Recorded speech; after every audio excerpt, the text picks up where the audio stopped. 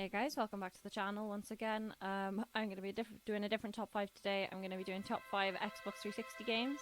Played a lot of Xbox 360 in my youth. So, here we go.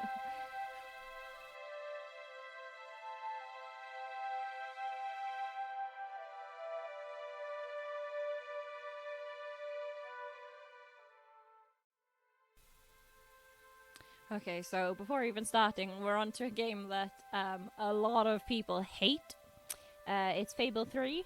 I love Fable 3. It's basically the same situation as Sims 3. Everybody hates Sims 3. I really love Sims 3. I really love Fable 3. And I'm just gonna basically outline why that is, why I love Fable 3. Okay, so basically the story is really fun. It's an easy game. It's not hard. It's basically just, pressing a couple of buttons to just kill the enemies. You really only need Fire Blast, and I think the more people you fight, and the more experience you get fighting people, basically, the easier it is for you to kill people. And obviously you can get like power-ups and stuff, like on the Road to Rule you can buy stuff from the chest, from the different chests, and you like have different powers and things. The game's not hard at all. So at the start of the game, you're a fairly innocent prince or princess. You pick which whether you're going to be a girl or a boy at the start. And you're fairly innocent. You're Logan's younger brother or sister. Logan is just basically a tyrant. He's a nasty guy. He, I think at the start of the game, he's like executed somebody for like a really minor crime. He's not a good guy. He's following a completely wrong path. Okay, and spoiler alert. There is at the end of the game, you actually come to find out that the reason Logan was acting the way he was is because of this big thing that you're trying to avoid at the end of the game as well, that actually ends up having to come to fruition. It's a big thing. So obviously that's the battle with the darkness. It's not really a spoiler. I mean, this game came out in 2010, people, so you can't really blame me here. If you haven't played the game by now, you're probably not gonna. You never will. One of the things that nobody actually told me was that I was going to have to raise 1 million gold pieces for the end of the game, because there's this big battle with the darkness, and basically the amount of money that I raised, it determines how many people actually survive the attack and how decrepit the map looks after it's happened. I'm not.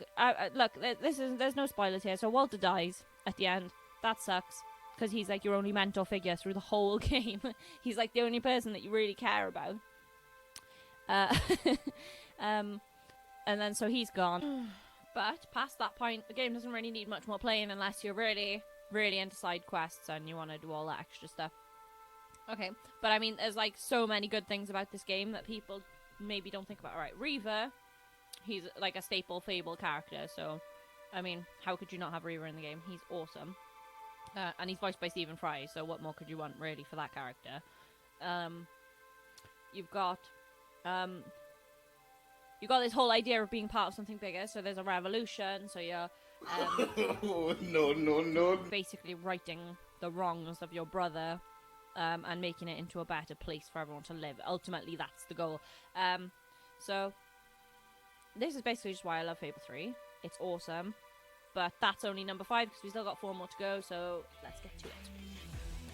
Coming in at number 4, we've got one of my favourite games ever. These are all my favourite games, but Guitar Hero World Tour. What a game. It was a perfect combination of all the different kinds of songs I wanted to play at that time, and obviously I didn't even know these songs at that age. I can't remember what year it came out, but it'll be on the screen because I will look it up and put it in while I'm editing, so you guys will know what year it is. I love the game. The story is great. Well, it's not really a story. I mean, it's basically just playing multiple gigs. You make your own character, you play multiple gigs. Pretty standard Guitar Hero format. And it's just really good. I also like the fact that you could just like go into the cheats, put the hyper speed on, and it was really simple. Whereas like some of the Guitar Hero games, it's like really awkward. Also, another thing with Guitar Hero Warriors of Rock, that is like the best. Warriors of Rock now is the best game for having like fully customizable options for like multiple players at the same time. So say you've got like say it's like you and a couple other people want to play. You can go onto your one, you can change the venue, you can change hyperspeed on and off for your character, but you can also change the hyperspeed for other people so that everyone's on different levels if everyone's got different ability levels. Whereas I can't remember which was it, Guitar Hero 3? There was another Guitar Hero that I was trying to play, or maybe it was Guitar Hero Aerosmith that I was trying to play. And you couldn't like change the individual settings for other people, because I play expert hyperspeed level like 3 usually. Sometimes I try and like, you know, go up to 5, but it's kind of just hurting your wrist at that point. There's not much point. You're not going to get much more satisfaction out of being, oh yeah, I could do it expert level hyperspeed 5 or whatever. Just stick to hyperspeed 3. It's for the best, really is. But yeah, Guitar Hero World Tour, I think I am most fond of it because it's the first Guitar Hero game that I ever played, although I know it's not the first one that was released, obviously. I loved it. Well, that was back in the day when people actually bothered to buy the drum kit for Guitar Hero as well. Because we had a guitar, we had the microphone, and we had the drum set at that point. We didn't get another guitar at that point, we only had one.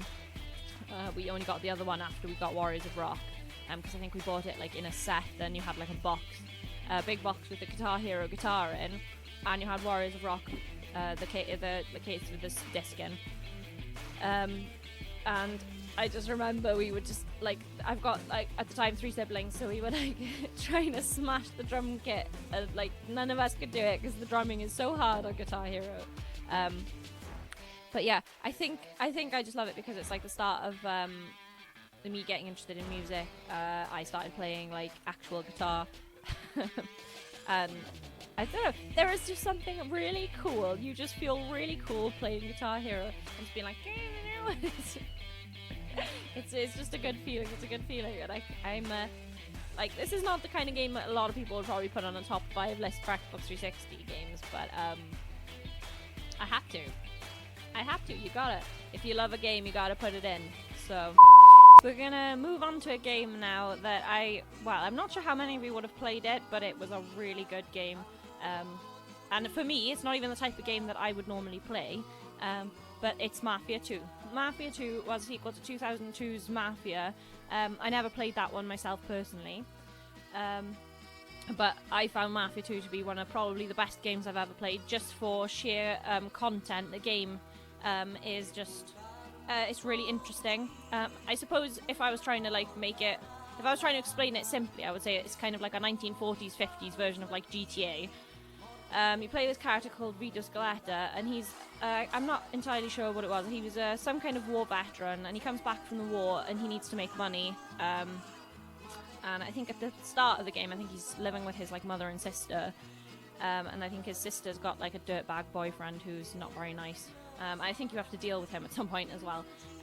But you just basically go through the game just doing jobs for the Mafia and getting basically deeper and deeper into this big criminal world that kind of leads you down a path to... I don't want to say a bad place, but I mean, if you're working for the Mafia and that's your main source of income, things are bound to go wrong at some point. So, not an ideal career choice, but makes for a really good game, enjoyable, interesting. I can't really fault it, I can't, so yeah, Mafia 2 is number 3. So we're down to number 2, and number 2 is a game that literally everybody knows, and I'm not going to spend ages talking about it because there's not much point. It's GTA 5, and GTA 5 came out in 2013. It was like, everyone was looking forward to playing it, and then it just did not disappoint. When they came out with it, it was so good. You got to play 3 different characters, not just one. You got to play Michael, and you got to play Franklin, and you got to play Trevor. Trevor is hopefully everybody's favourite. Trevor is the best. He's really weird. He has a really creepy sense of humour. He's filthy. He's an awful human being, but he just makes for such good entertainment. A standard GTA format, pretty much. You know, you drive around, you kill people, you have missions, there's a story, and then at the end of the game, it comes to kind of like a close, and everything is kind of either resolved or just, you know, it is what it is. Really good online functionality, brilliant. Everybody was so excited to play online because there was fully customizable cars, so everyone could have their own cars. You could have multiple different cars that belong to you. Parking garages, you could have your own house online in the online world, so you could just, so you'd basically, I mean, you could pay money obviously with Xbox Live and everything. You could buy money in the game for online and whatever, but you could also earn it through doing little things, little jobs like car missions. You could go, the typical, you go, I think it was down to the docks, or I might be thinking of a different GTA game, but you go down the docks and you sell cars. GTA 5 had to be on this list for obvious reasons, and I really, really, really enjoyed the yoga. Nobody enjoyed the yoga. The yoga was awful. Absolutely terrible. And now we'll move on.